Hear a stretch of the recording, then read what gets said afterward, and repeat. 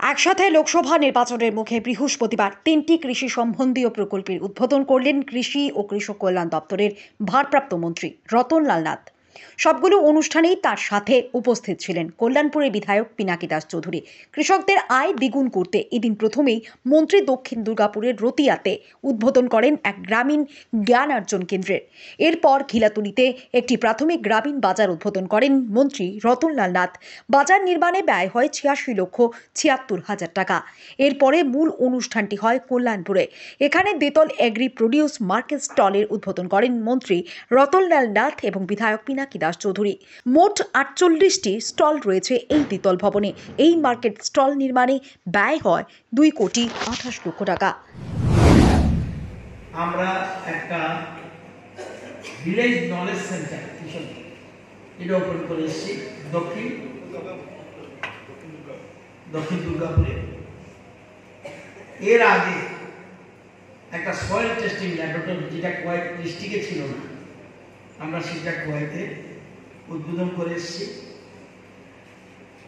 এবং আজকে এখন কল্যাণপুর যে মার্কেট, এটার উদ্বোধন করতে যাচ্ছি।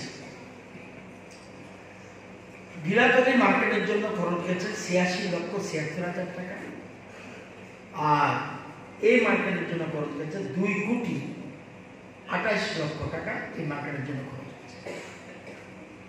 আমাদের রাজ্যে মোট ৫৫৪টা কৃষি বাজার রয়েছে সারা রাজ্যে।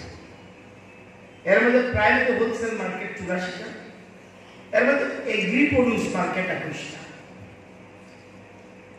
এবং গ্রামীণ বাজার ঘিলাতুলির মতো এরকম ৪৭০টা মার্কেট রয়েছে।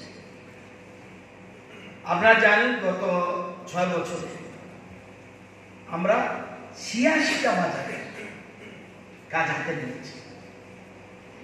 ৮৬টা বাজারের মধ্যে ৩৪টা টোটাল কমপ্লিট, ৩৩টার কাজ চলছে, ওয়ার্ক অর্ডার দেওয়া হয়েছে ৯টি, টেন্ডার কল করা হয়েছে ৬টি, আর ৪টা মার্কেট বাজারে জায়গা না থাকে